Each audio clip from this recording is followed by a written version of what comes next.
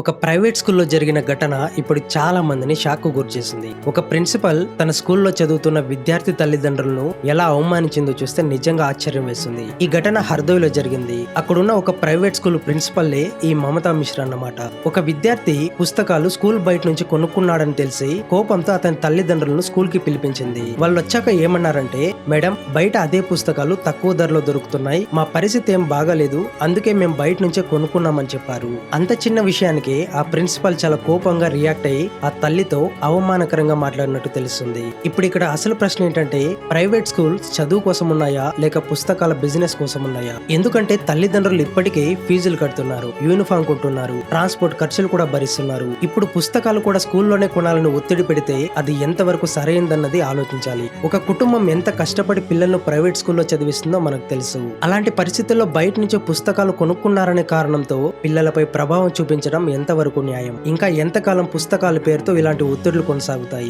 Education అంటే business కాదు, అది పిల్లల భవిష్యత్తుకు సంబంధించిన విషయం. మీకు కూడా ఇది తప్పు అనిపిస్తే ఈ విషయం గురించి మీ అభిప్రాయం చెప్పండి. మరింత మందికి తెలిసేలా షేర్ చేయండి.